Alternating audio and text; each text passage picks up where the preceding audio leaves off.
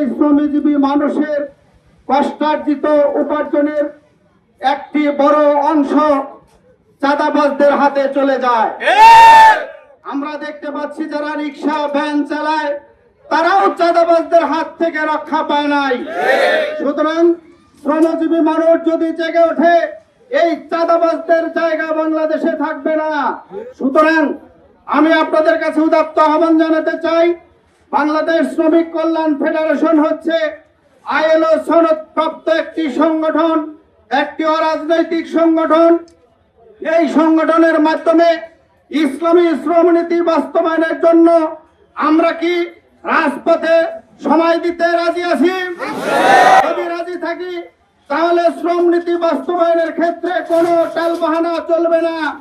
সরকারের কাছে উদাত্ত আহ্বান জানাতে চাই, ইসলামী শ্রমনীতি বাস্তবায়নের মাধ্যমে খেটে খাওয়া মানুষের অধিকার আদায়ের জন্য যে পদক্ষেপ নেওয়া দরকার সেটা অবিলম্বে কার্যকর করতে হবে।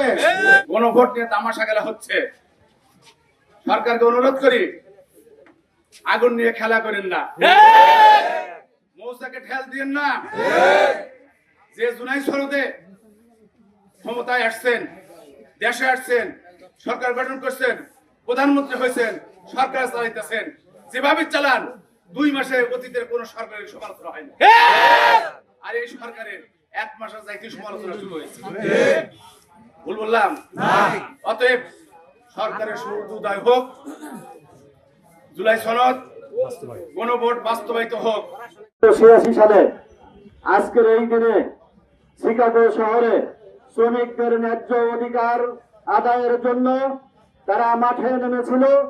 সেই মাঠে নামার পরে তাদের উপরে যেভাবে তাদেরকে হত্যা করা হয়েছিল, গোটা বিশ্ববাসী সেই শ্রমিক দিবসকে 1 মে শ্রমিক দিবস হিসাবে পালন করে আসছে। সেই পালন করার অংশ হিসাবেই এনায়তপুর শ্রমিক কল্যাণ ফেডারেশনের আজকের এই র্যালি অনুষ্ঠিত হচ্ছে।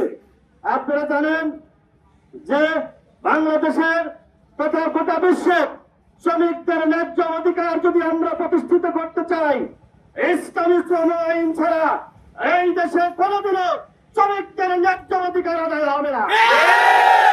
সেই শ্রমিকদের ন্যায্য অধিকার আদায়ের জন্য বাংলাদেশ শ্রমিক কল্যাণ ফেডারেশন যেভাবে শ্রম দিয়ে যাচ্ছে, পরিশ্রম করে যাচ্ছে, এদেশের শ্রমিকদের অধিকার রক্ষার জন্য কাজ করে যাচ্ছে। আমরা যদি সেই শ্রমিক কল্যাণ ফেডারেশনের আজকে যদি শক্তিশালী করতে পারি, তাহলে এদেশে শ্রমিকদের ন্যায্য অধিকার আদায় করা সম্ভব।